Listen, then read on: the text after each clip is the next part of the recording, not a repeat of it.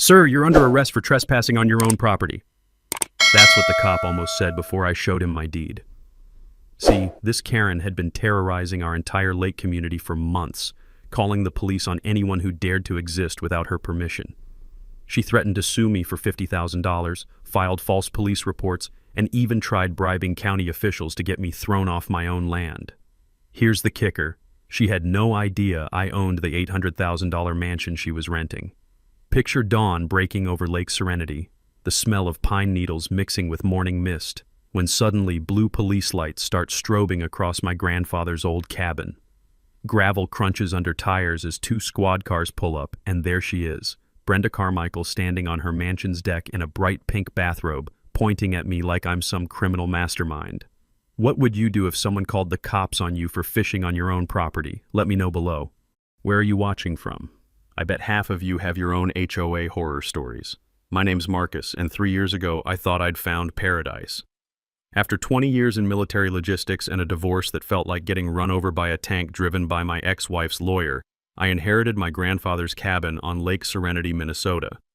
Population 3,200, where the biggest drama used to be Mrs. Henderson's cat stealing fish from the neighbor's docks. The cabin's nothing fancy, a 1960s A-frame sitting on 2 acres of pure heaven. Every morning, I'd wake to loons calling across mirror-still water, step onto dock boards worn smooth as glass by 40 years of Minnesota weather, and breathe in air so clean it made my lungs forget about 20 years of Army diesel fumes.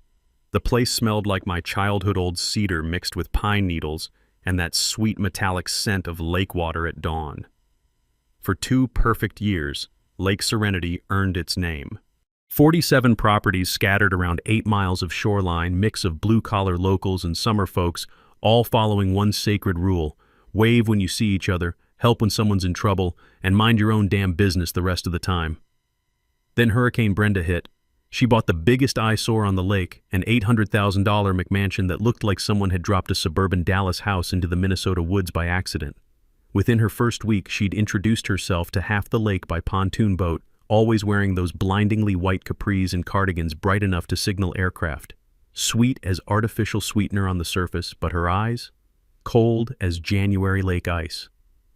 The morning everything changed, I was sitting on my dock with coffee that tasted like liquid peace when I heard the low rumble of an overpowered pontoon boat cutting through the morning calm like a chainsaw through silk. "Yoo-hoo! Hello there, neighbor!"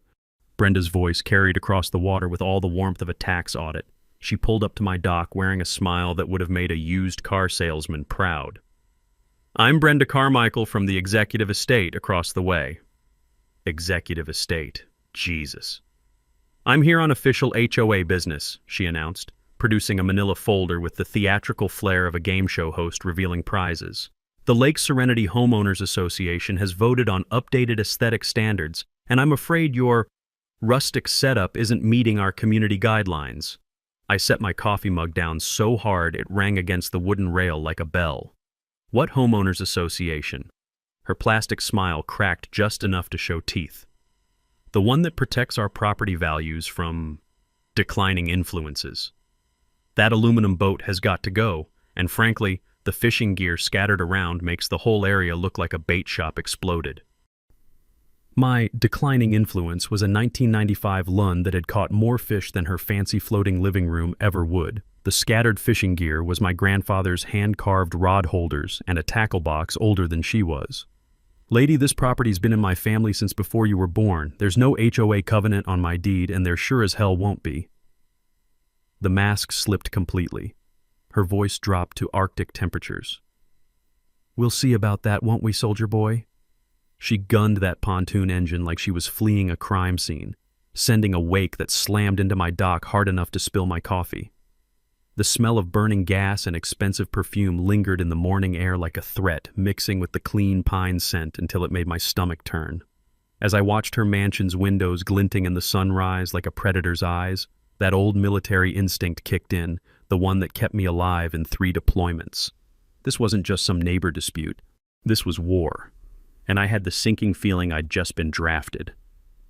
3 days later, I found an envelope taped to my front door like a parking ticket from hell. Inside was the most elaborate piece of fiction I'd seen since my ex-wife's divorce settlement demands. Lake Serenity Homeowners Association violation notice blazed across expensive letterhead in blood-red letters. Apparently, I owed them $500 for failure to maintain dock aesthetic standards and had 30 days to comply or face additional fines and potential property liens. The document looked impressive official seals, case numbers, even legal-sounding language that would make most people panic and write a check. Too bad it was worth less than the paper it was printed on, but most folks wouldn't know that. Time for some reconnaissance. The Cedar Falls courthouse basement smelled like old leather and broken dreams, where dust motes danced in fluorescent light like tiny ghosts of bureaucratic nightmares past. I'd learned during my Army days that the best intelligence always comes from the people who've been filing papers longer than you've been breathing, so I made friends with Dolores, the 70-something county clerk. "Another HOA victim, hon?" she whispered, pulling out my property file with hands that shook slightly from arthritis. "That Carmichael woman's been in here 6 times this month asking about enforcement procedures and lien authority. Between you and me, honey, she doesn't know her ass from her elbow about property law." My deed was crystal clear. No covenants, no restrictions, no HOA authority whatsoever. But here's where my old logistics training kicked in. Always check what the enemy's really doing while they're distracting you with paperwork theater. Brenda's Lake Serenity Homeowners Association existed all right incorporated 18 months ago with exactly 12 members out of 47 lake properties.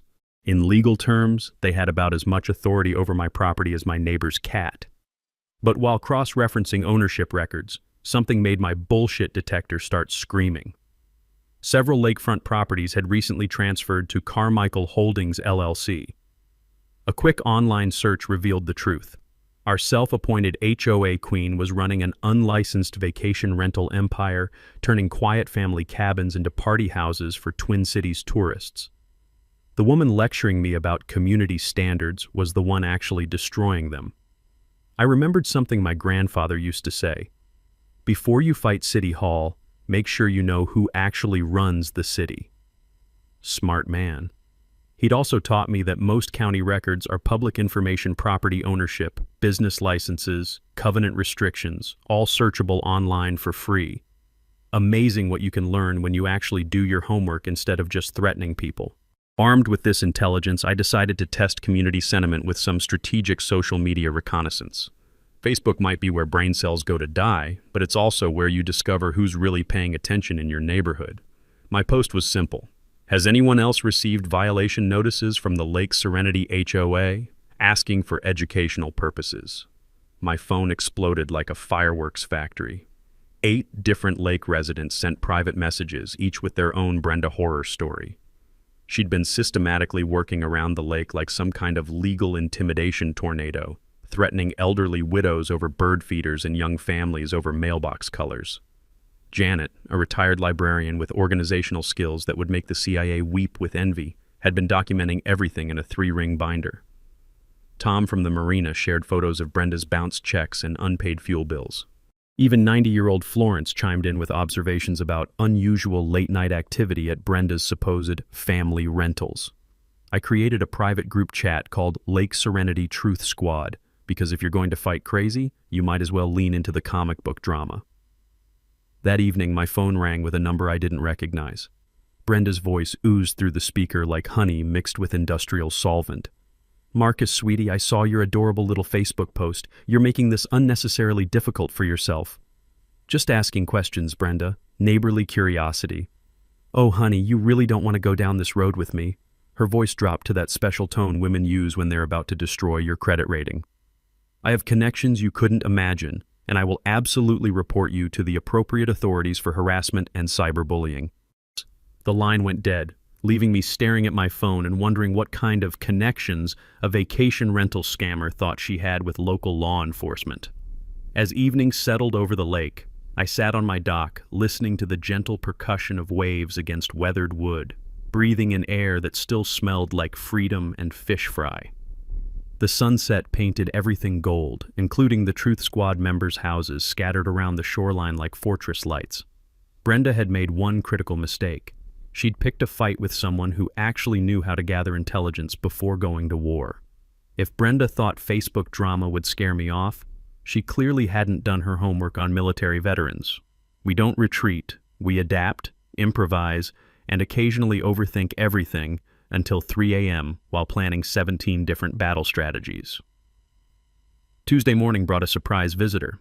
Tom Hendricks from County Code Enforcement, looking about as enthusiastic as a man facing a root canal. His pickup truck crunched across my gravel driveway at exactly 9 a.m. because apparently Brenda believed in punctuality when filing bogus complaints. "Mr. Marcus, sorry to bother you, but I've got to follow up on some reports about dock violations and an abandoned vehicle." Tom looked embarrassed, which told me everything I needed to know about the quality of Brenda's accusations. I poured him coffee that actually tasted like coffee instead of the battery acid they serve at government offices, and we walked down to examine my supposedly criminal dock setup. Tom measured everything twice, checked his clipboard, then shook his head like a man who'd wasted his morning on nonsense. "Between you and me," he said, lowering his voice even though we were alone, "this is the 23rd complaint I've gotten from the same address in 6 months. Lady's got the county office on speed dial." That's when Tom let slip something interesting. Brenda had actually tried to slip him a $100 bill during their last encounter, claiming it was a consulting fee for finding creative interpretations of building codes. The woman wasn't just playing neighborhood dictator, she was testing the waters for small-time corruption. My grandfather always said you can judge people by how they treat service workers and government employees. Apparently, Brenda's strategy was to either intimidate them or buy them off. That evening, the Truth Squad attended Brenda's emergency HOA meeting as observers, which was about as democratic as a North Korean election. The gathering took place in her mansion's great room, a space so aggressively decorated it looked like a furniture showroom had exploded in shades of beige and gold. Only 6 people showed up, mostly property managers from her rental empire who looked like they'd rather be literally anywhere else. Brenda had prepared an elaborate PowerPoint presentation titled "Protecting Our Community Investment," complete with pie charts about property values and photos of non-compliant properties that somehow all belonged to people who'd refused to join her HOA. Janet, bless her librarian heart, took notes like she was documenting war crimes. But the real intelligence came when she noticed Brenda kept checking an expensive Rolex and glancing nervously toward the kitchen.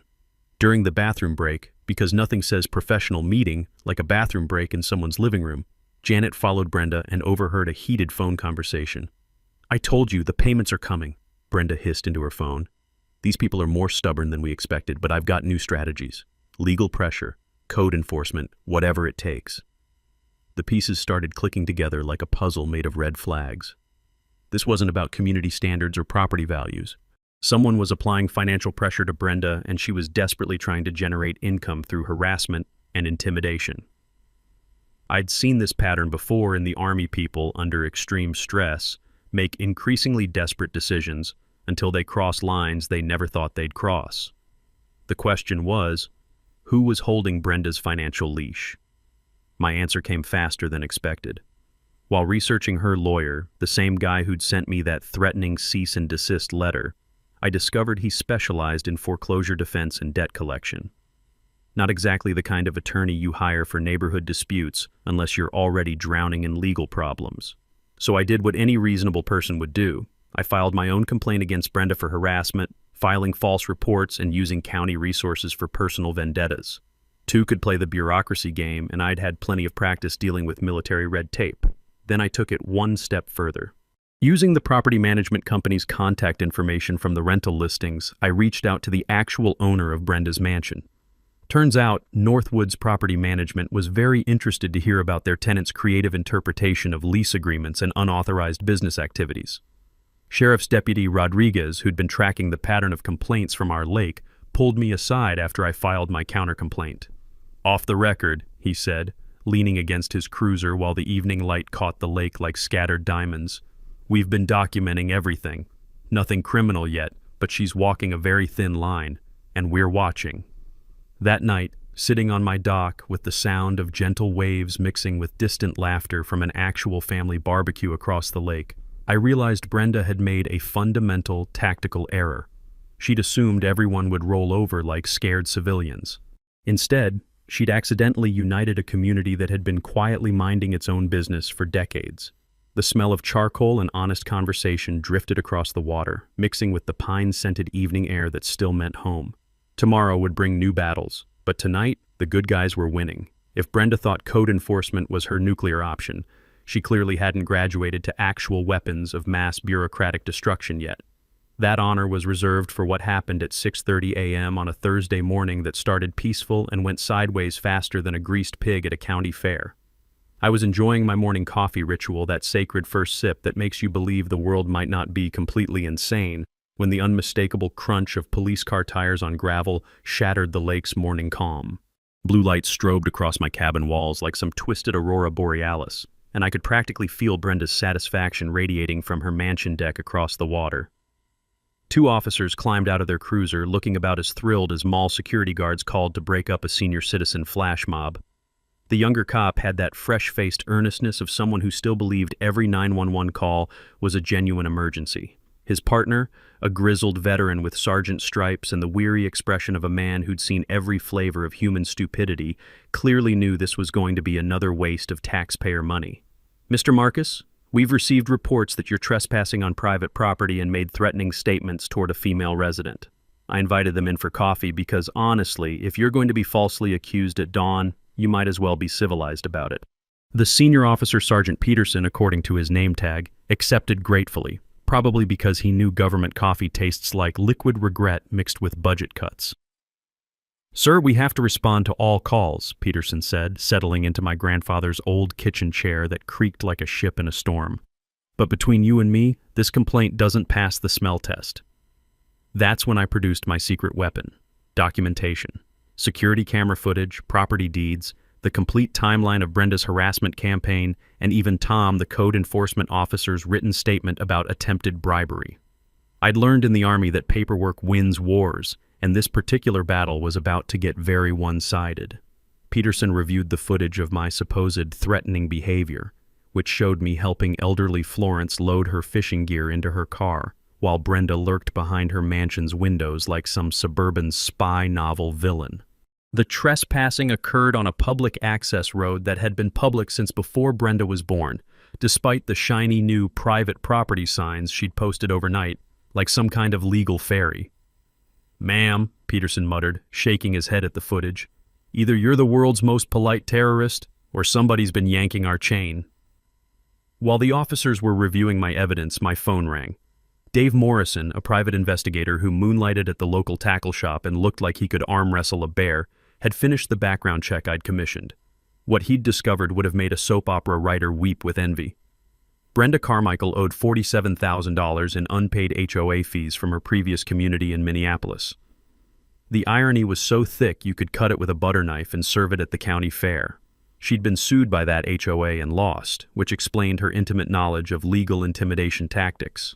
More concerning, she owed money to everyone from contractors to credit card companies, with a pattern of using legal threats to delay payments until creditors gave up or settled for pennies. But here's where it got really interesting. Dave had discovered that Brenda's rental operation violated 3 different zoning ordinances, none of which required business licenses she'd never bothered to obtain. The county had no record of her vacation rental business, which meant she'd been operating illegally while lecturing everyone else about community standards. The Truth Squad had grown to 15 lake residents, each with their own Brenda horror story. Tom at the marina revealed she owed $3,200 in dock fees and had threatened to sue him for discrimination when he demanded payment. The hardware store owner shared security footage of Brenda ordering supplies, then disputing the charges with her credit card company, claiming defective materials she'd never returned. The pattern was clear as lake water on a calm morning. Brenda used legal intimidation to avoid paying legitimate debts, hoping people would rather write off the loss than fight her in court. Peterson finished reviewing my documentation and shook his head like a man who'd just realized he'd been hunting unicorns. "Mr. Marcus, I strongly suggest you consider filing charges for filing false police reports. This lady's been using us as her personal enforcement arm, and that stops today." As the officers drove away, their tires crunching across gravel that now sounded like victory, I noticed Brenda's silhouette disappearing from her mansion window. The morning mist was rising off the lake, carrying with it the clean scent of pine and possibility. My attorney had scheduled a meeting for tomorrow morning, claiming he had news that would change everything. Something in his voice suggested Brenda's house of cards was about to collapse in ways she never saw coming. The loons called across the water, their haunting song mixing with the distant sound of normal people starting their day without threatening lawsuits or bribing public officials. Arthur Pemberton had been my grandfather's lawyer since Carter was president, and at 78, he still dressed like he was arguing cases before the Supreme Court. His office smelled like old leather and expensive cigars, with law books stacked so high they threatened to topple over and bury unwary clients in centuries of legal precedent. "Marcus, you might want to sit down for this," Arthur said, adjusting wire-rimmed glasses that had probably witnessed the signing of the Constitution. "I've been reviewing your grandfather's estate more carefully, and there's something we missed." He spread documents across his mahogany desk like a poker player revealing a royal flush. Property deeds, trust agreements, incorporation papers, all bearing signatures and dates I'd never seen before. "When your grandfather died, you inherited more than just the cabin," Arthur continued, his voice carrying that careful tone lawyers use when they're about to drop bombshells. "In 1987, he created the Northwoods Property Trust as a tax shelter. You now own 60% controlling interest in a trust that holds 4 lakefront properties." My coffee mug stopped halfway to my lips. 4 properties? Including the $800,000 mansion currently occupied by one Brenda Carmichael. The words hit me like a slap with a wet fish. I'd been fighting my own tenant without knowing it. For 3 years, Brenda had been paying rent to a property management company that deposited her payments into an account I never knew existed. The woman who'd been terrorizing me about property standards was literally putting money in my pocket every month. Arthur pulled out a lease agreement thick enough to stop bullets. "Your grandfather was thorough. This lease includes clauses about peaceful enjoyment of neighboring properties, prohibition of unlicensed business activities, and maintaining community harmony. Ms. Carmichael has violated approximately 14 different terms." The irony was so perfect it felt like divine intervention. Brenda had been harassing her own landlord while falling behind on rent payments, operating illegal businesses in violation of her lease, and systematically disturbing other tenants in the same property trust. "How behind is she on rent?" I asked, though I suspected I already knew. 2 months, with late fees accumulating. The property management company was actually preparing eviction proceedings, but they needed trust approval. That's you, by the way. I stared at the documents, my mind racing through 3 years of deposited payments I'd attributed to some mysterious inheritance account. Brenda's desperate behavior suddenly made perfect sense. She wasn't just facing harassment complaints and zoning violations, she was about to lose her home base for the entire rental operation. "Arthur, she doesn't know I'm her landlord, does she?" His weathered face cracked into a smile that belonged in a courtroom victory photo. "Not unless she's considerably smarter than her recent behavior suggests." The strategic implications hit me like a tactical revelation. I could evict Brenda immediately for lease violations, but that felt like winning through technicality rather than justice. My grandfather had always taught me that real power meant knowing when not to use it. "What would you recommend?" Arthur leaned back in his chair, which creaked like old ship timbers in a storm. "Give her one final opportunity to make this right. Document everything, offer mediation, show you tried to resolve things reasonably. Courts appreciate landlords who exhaust diplomatic options before pulling the nuclear trigger." But if she escalated further? Arthur tapped the eviction notice he'd already prepared. 30 days to vacate for multiple lease violations. Clean, legal, and absolutely devastating to her financial house of cards. I walked out of Arthur's office feeling like I'd discovered I'd been playing chess while everyone else thought we were playing checkers. The afternoon sun painted Main Street golden, and for the first time in months I felt like the universe might actually have a sense of humor. Brenda Carmichael, HOA dictator and vacation rental queen, had been paying her worst enemy to let her destroy his peace and quiet.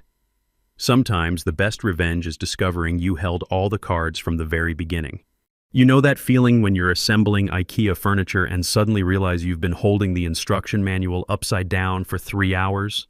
That's exactly how I felt walking out of Arthur's office, except instead of a wobbly bookshelf, I'd accidentally become the landlord of my own worst enemy.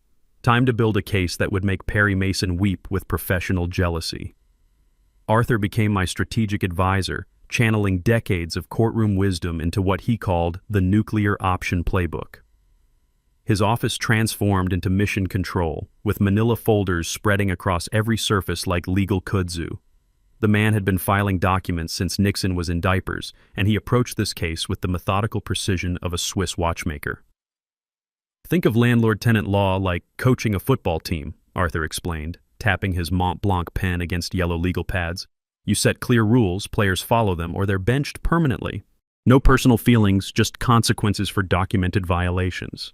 Dave Morrison, my private investigator who could probably track a ghost through a snowstorm, delivered his final report with the satisfied expression of a man who'd struck gold in someone else's backyard.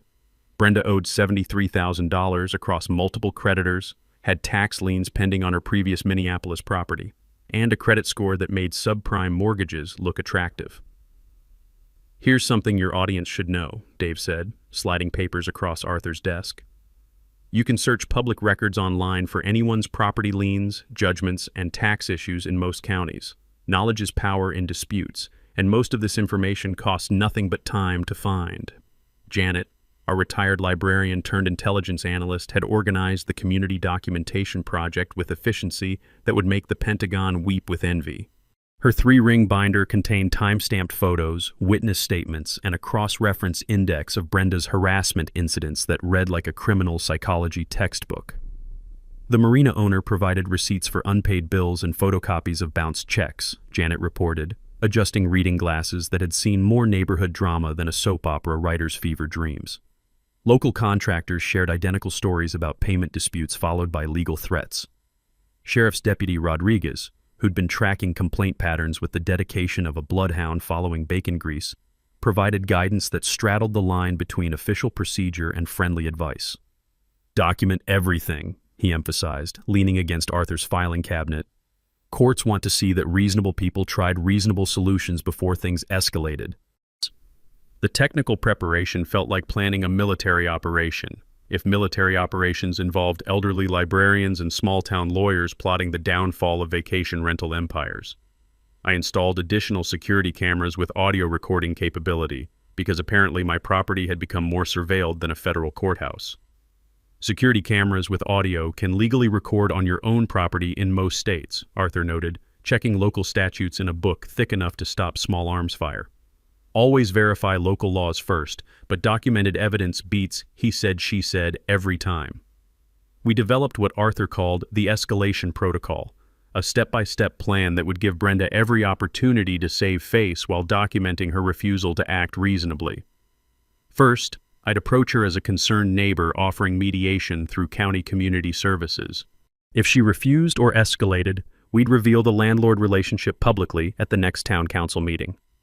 Janet researched Robert's Rules of Order like she was preparing for a Senate hearing, while Arthur prepared legal notice templates for every possible scenario. The man had contingency plans for his contingency plans, including backup strategies that involved everything from zoning enforcement to potential criminal charges for filing false police reports. Always give someone a face-saving way out of conflict, Arthur advised, organizing documents with the precision of a medieval monk illuminating manuscripts. Courts appreciate parties who attempted reasonable resolution, and juries hate bullies who refuse reasonable offers. The Truth Squad had evolved into a neighborhood watch program that would make the NSA proud. 15 Lake residents coordinated through our group chat, sharing real-time updates about Brenda's increasingly erratic behavior. Tom at the marina agreed to document any future incidents, while local businesses committed to supporting our paper trail with their own harassment documentation. We even prepared media contacts in case the situation reached public interest levels. The local newspaper editor had already expressed curiosity about the lake dispute, especially after hearing whispers about bribery attempts and zoning violations. The community protection aspect felt like something out of a feel-good movie, except with more legal documentation and fewer musical numbers. Several elderly neighbors installed security cameras after Brenda's intimidation visits, while Truth Squad members started accompanying vulnerable residents during errands to prevent isolated confrontations. As I sat in Arthur's office that evening, surrounded by evidence folders and strategic planning documents, the smell of old law books mixing with Janet's homemade cookies and the faint aroma of Dave's cigar smoke, I realized we'd accidentally created something beautiful, a community that refused to be bullied. Tomorrow, I'd give Brenda one final chance to choose dignity over destruction. After that, the nuclear option was locked and loaded. If Brenda thought my growing community support was just neighborly chit-chat, she clearly hadn't been paying attention to the tactical situation developing around her. What happened next proved that desperate people make spectacularly stupid decisions, especially when they're cornered like rabid raccoons in designer cardigans. The sabotage started subtly, which should have been my first warning that Brenda had graduated from amateur hour harassment to genuine criminal behavior. She'd been monitoring our Truth Squad activities through Facebook stalking that would make a teenage ex-girlfriend proud, creating fake profiles to gather intelligence and spread counter-narratives about my supposed instability. Tuesday night, my security cameras caught something that made my military paranoia look like casual concern. At 2:17 a.m., a pickup truck matching her handyman's vehicle crept past my dock like a suburban ninja mission gone wrong. The driver wore a baseball cap pulled low, but the truck's license plate was clearly visible under my new LED floodlights. Wednesday morning brought a surprise that would have ruined my day if I hadn't learned to expect the worst from people wearing too much perfume and carrying legal threats. My fishing boat was sitting half submerged at the dock, looking like a maritime crime scene. The drain plug had been removed with surgical precision, not loose, not damaged, just gone. $2,800 in water damage to the motor and electronics, plus tackle gear that had been in my family longer than Brenda had been alive. The smell of lake water mixed with oil and gasoline created an aromatic cocktail that screamed insurance claim and criminal charges. But here's where Brenda's desperation revealed her fundamental misunderstanding of how evidence works in the 21st century. My security cameras had captured everything in glorious high-definition detail, complete with audio of her handyman muttering about crazy lady jobs while he worked. I filed the police report with the methodical precision of someone who'd been documenting harassment for months. Sheriff's Deputy Rodriguez arrived within an hour, took one look at the video evidence, and shook his head like a man watching taxpayer money circle the drain. "This crossed a line," Rodriguez said, examining the deliberately removed drain plug. "Property damage is a felony if it exceeds $1,000, and your electronics alone put this in serious criminal territory." While I was dealing with insurance adjusters and marine mechanics, Brenda was apparently having her own version of a nervous breakdown across the lake. Truth Squad members reported increasingly erratic behavior that made her previous harassment look like polite conversation. She'd started approaching elderly neighbors with the subtlety of a door-to-door cult recruiter, demanding they choose sides in what she called the lake war. Florence, bless her 90-year-old heart, told Brenda exactly where she could stick her loyalty demands, using language that would make a sailor blush and a Sunday school teacher take notes. Tom at the marina finally banned Brenda from the fuel dock after she screamed at a teenage employee about conspiracy pricing and discrimination against successful businesswomen. The kid was making $8 an hour and probably couldn't spell conspiracy, much less orchestrate one against vacation rental queens. The grocery store incident became local legend within 24 hours. Brenda had a complete meltdown at the checkout line, accusing the cashier of overcharging her and demanding to speak to corporate headquarters about systematic harassment of professional women. The manager, a patient woman who dealt with everything from coupon fraud to holiday shopping madness, asked Brenda to leave after she started filming other customers while shouting about witnesses to discrimination. But the real intelligence goldmine came from Janet's library research skills, which had uncovered Brenda's residential history going back 8 years. The pattern was identical at every address. Neighbor disputes escalating to harassment complaints, accusations of unstable and dangerous behavior directed at anyone who stood up to her, and eventual departure under circumstances that suggested legal pressure. Previous landlords described identical escalation patterns ending in eviction proceedings. One Minneapolis property manager had documented a restraining order after Brenda threatened to destroy a neighbor who complained about her unlicensed dog breeding operation. Another apartment complex had security footage of her keying cars belonging to residents who'd reported noise violations. Meanwhile, my silent preparation intensified like a military operation approaching D-Day. Arthur filed a restraining order documenting the property damage and harassment pattern. We coordinated with the insurance investigator about potential fraud charges since Brenda's handyman had conveniently developed amnesia about his late-night marina visits. The pressure was building from multiple directions. Online reviews for Brenda's vacation rentals started mentioning unstable management and neighborhood disputes, causing her booking rates to plummet faster than her credit score. The property management company received formal complaints about tenant behavior that violated community standards. County zoning enforcement had begun their formal investigation into unlicensed business operations, while the local newspaper editor started asking uncomfortable questions about corruption allegations and harassment patterns. As I sat on my repaired dock that evening, listening to the gentle splash of waves against new bumpers and breathing air that smelled like victory mixed with pine needles, I realized Brenda had made one final tactical error. She'd turned criminal behavior into documented evidence that would destroy her in any court of law. When desperate people run out of legal options, they usually do one of two things: accept defeat gracefully or double down on stupid until they achieve legendary status. Brenda, being Brenda, chose door number 2 with the enthusiasm of a kamikaze pilot heading for an aircraft carrier. What happened next would have been hilarious if it wasn't so pathetically criminal. County Commissioner Bill Hayes had been serving Cedar Falls for 12 years without a single ethics complaint, which made Brenda's approach about as welcome as a tornado at a church picnic. According to Bill's later testimony, she strutted into his office Tuesday morning, carrying a designer purse and the kind of confidence that comes from huffing your own supply of entitlement. "Commissioner Hayes, I have a proposition that could benefit both of us," Brenda had announced, sliding an envelope across his desk like she was buying state secrets instead of trying to bribe a small-town politician who probably made less than her monthly shoe budget. $5,000 cash. For consulting services regarding the environmental hazard that was my property. She actually used air quotes while suggesting my grandfather's cabin should be condemned as a threat to lake water quality. Bill Hayes had been in politics long enough to recognize corruption when it walked into his office wearing white capris and desperation perfume. He'd immediately reported the attempted bribery to the district attorney's office, triggering an investigation that would make Watergate look like a parking ticket dispute. But Brenda wasn't finished shopping her criminal services around town like some kind of corruption door-to-door salesperson.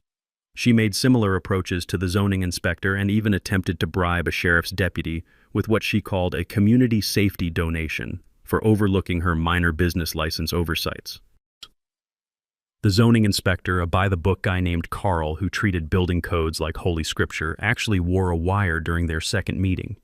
The recording quality was so clear you could hear Brenda's jewelry jingling as she counted out bills while explaining how Marcus, the dangerous veteran, needed to be relocated for community safety.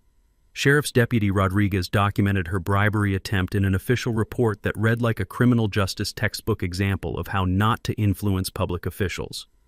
The woman had managed to turn a neighborhood dispute into a federal case faster than you could say conspiracy to commit corruption. When Arthur called with news about the DA's investigation, his voice carried that special tone lawyers use when they're trying not to sound too satisfied about their client's vindication. "Marcus, she's facing potential prison time. Bribery of public officials is a felony that carries serious consequences." I felt conflicted in ways my military training hadn't prepared me for. I'd wanted justice, not to watch someone's life implode in real time. But Brenda had crossed lines that transformed neighbor disputes into criminal territory, and there was no putting that toothpaste back in the tube. The local newspaper editor, who'd been tracking the story with the persistence of a bloodhound following bacon grease, contacted me for an interview. "This has grown beyond neighborhood problems," she explained. "Public corruption allegations are legitimate news, and the community deserves to know what's happening." The media attention triggered Brenda's final public meltdown, which occurred at the boat launch in front of 27 witnesses who probably thought they were just coming to launch their fishing boats, not watch a daytime television drama unfold in real time. "This is all conspiracy!" Brenda screamed, pointing at me with enough venom to kill small wildlife. "He's been stalking and terrorizing me for months. I demand he pay my legal fees and moving expenses." The accusation was so ridiculous that several witnesses actually laughed out loud. Florence, who'd been loading fishing gear with the patience of someone who'd outlived 3 husbands and 2 presidents, finally spoke up with the authority of someone who'd earned the right to say exactly what she thought. "Honey, I've lived on this lake for 60 years and you're the problem here. That boy hasn't done anything but fish and mind his own business while you've been running around threatening lawsuits like some kind of legal terrorist." The crowd nodded agreement like a Greek chorus of common sense, several people pulling out phones to record what was clearly going to be social media gold. Brenda realized she'd lost all community support and stormed off, threatening to hire real lawyers with money she clearly didn't have. That evening, Arthur advised me to reveal the landlord relationship publicly at the next town council meeting. "Time to end this before she hurts herself or someone else more seriously," he said, organizing documents with the precision of a man planning a courtroom victory. "Her criminal behavior has forced your hand." Word spread through town faster than gossip at a church potluck. The county attorney would attend to observe potential witness testimony, while the regional newspaper sent a reporter after hearing about corruption investigations in small-town America. As I sat on my dock that night, listening to loons calling across water that reflected stars and possibility, I realized Brenda had accidentally given me something I'd never expected: the moral high ground in a community that refused to be intimidated. Tomorrow, the truth would finally have its day in court, or at least in the high school gymnasium. If you've never seen 300 small-town residents pack into a high school gymnasium for what was supposed to be a routine town council meeting, you're missing out on democracy's greatest spectator sport. The energy felt like a championship basketball game crossed with a public execution, except the popcorn was homemade and the drama was absolutely real. Local businesses had closed early so owners could attend what everyone was calling the Great Lake Showdown. The regional TV news crew set up cameras like they were covering a presidential debate, while county officials filled the back row with the grim satisfaction of people about to watch justice served with a side of public accountability. Brenda arrived fashionably late with her expensive Twin Cities lawyer, a slick-looking guy in a $1,000 suit who probably charged more per hour than most folks made in a week. She'd dressed for battle in a white power suit that screamed, "I'm important," while her nervous energy suggested she knew the walls were closing in faster than her credit payments. I approached the podium feeling calmer than I had in months, carrying a manila folder that contained enough documentation to sink a battleship. The gymnasium fell silent except for the hum of fluorescent lights and the distant sound of someone's stomach growling. Apparently, democracy makes people hungry. "Thank you all for coming tonight," I began, looking out at faces I'd learned to call neighbors over the past few months. 3 months ago, I thought I was dealing with a simple neighbor dispute. Tonight, I'd like to share what I've actually discovered. Arthur had prepared a presentation that would make corporate executives weep with envy. Property ownership documents projected onto the gymnasium's pull-down screen in letters large enough to read from the parking lot. The audience gasped in unison when the truth became clear, a sound like 300 people simultaneously realizing they'd been watching a magic trick performed in reverse. "Ladies and gentlemen, I've been Brenda Carmichael's landlord for the past 3 years without knowing it." The gymnasium erupted like a stadium after a game-winning touchdown. Applause, laughter, and more than a few "I knew it" shouts echoed off the basketball hoops while Brenda's face went through more color changes than a mood ring in a microwave. Arthur's timeline of lease violations played out like a greatest hits collection of tenant nightmares. Security camera footage of the boat sabotage drew actual boos from the audience, while audio recordings of bribery attempts made the county attorney sit up straighter and start taking notes that looked suspiciously like arrest warrants. Brenda's lawyer attempted damage control with the desperation of someone trying to plug a dam with chewing gum. My client was unaware of the ownership structure and acted in good faith to protect community standards. The audience's laughter was so loud it probably registered on seismic equipment in neighboring counties. Florence, sitting in the front row with the confidence of someone who'd earned the right to speak truth to power, shouted, "Good faith, my ass!" loud enough to make the pastor cover his ears and the newspaper reporter scribble frantically. Financial records showing unpaid bills and fraudulent business operations scrolled across the screen like a criminal psychology textbook written in spreadsheet format. Local business owners openly discussed Brenda's creative payment avoidance strategies, while Tom from the marina held up photocopies of bounced checks like evidence in a fraud trial. That's when I delivered the line I'd been practicing in my bathroom mirror for 3 days. "Ms. Carmichael, I offered you respect as a neighbor and reasonable discussion as a community member.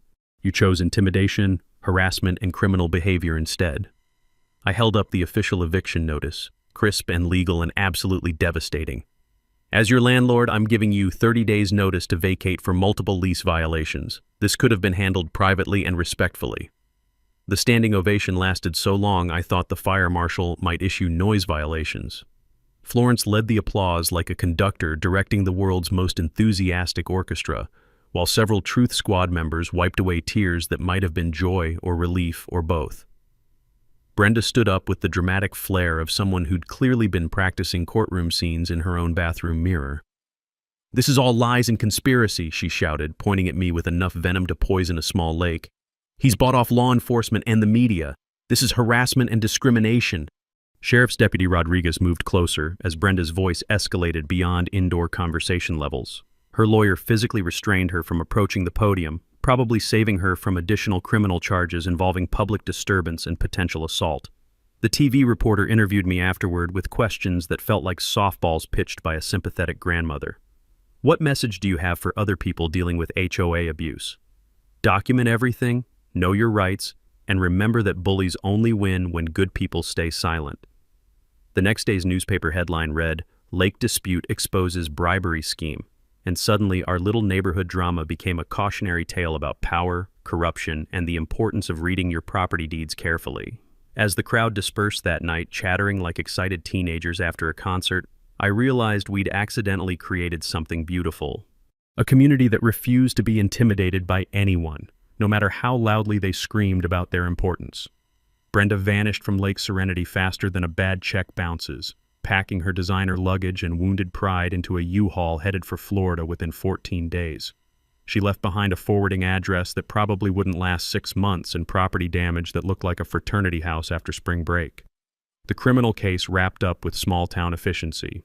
Brenda accepted a plea deal for probation and 200 hours of community service, ironic punishment for someone who'd spent months terrorizing her actual community. Her expensive lawyer probably charged more for the plea negotiation than most folks make in a year, but at least justice got served with a side of financial consequences. I never planned on becoming Cedar Falls' accidental community organizer, but apparently defending your fishing rights makes you qualified for leadership positions you never wanted. The Lake Serenity Advisory Committee evolved from our Truth Squad naturally, establishing reasonable community standards without the fascist tendencies that plague traditional HOAs. We partnered with county environmental agencies on lake conservation, created a neighborhood watch program that focused on actual crime instead of unauthorized bird feeders, and established mediation services for disputes that didn't require lawyers or criminal investigations. The real magic happened when I discovered how to invest 3 years of surprise rental income. The Lake Serenity Community Scholarship Fund started with a revolutionary concept: reward local kids who understood community service instead of community harassment.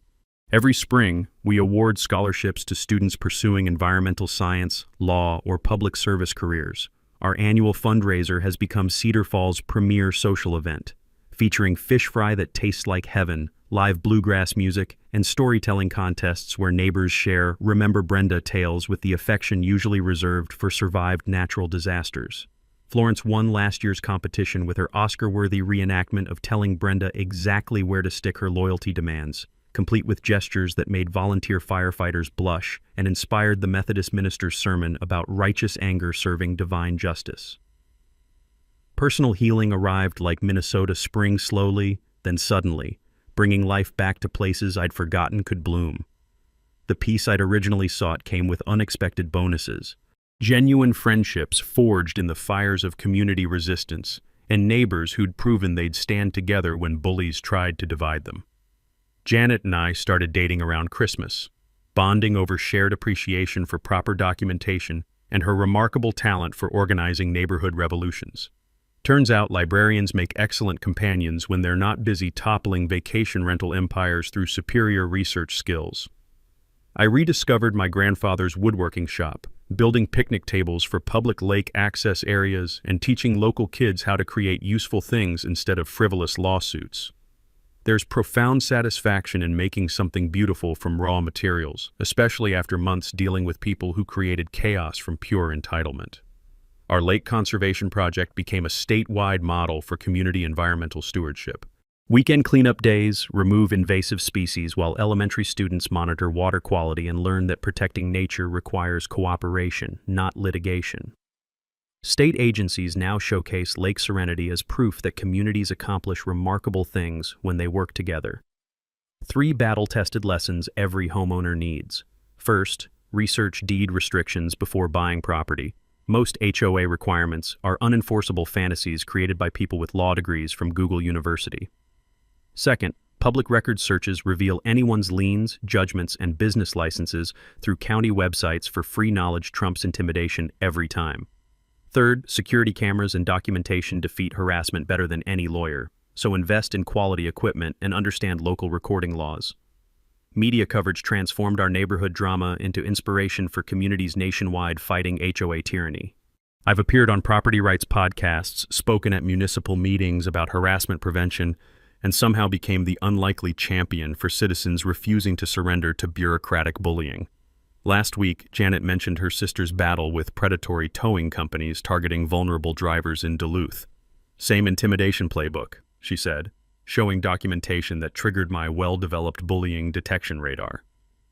Interesting, I replied, savoring morning coffee that tasted like victory and possibility. Dave Morrison's investigative services are still available. This morning, watching sunrise paint Lake Serenity golden while loons call across peaceful water, I hear grandfather's wisdom echoing across time. Sometimes standing up for yourself means standing up for everybody. The smell of pine needles mixes with fresh coffee and the promise of another day in a community that learned to fight back against those who mistake authority for permission to abuse others. If you've survived your own HOA nightmare, share your story in the comments below. Together we can help others fight these battles and win. And if you enjoyed watching justice triumph over entitlement with a healthy serving of poetic karma, smash that subscribe button and hit the notification bell for HOA stories, where ordinary people refuse to let neighborhood tyrants destroy their peace. Thanks for hanging out with us on HOA Stories, where the HOA Karens meet their match. If this story had you cheering or cringing, go ahead and like the video, drop a comment with your reaction, and hit subscribe so you're ready for the next wild HOA tale.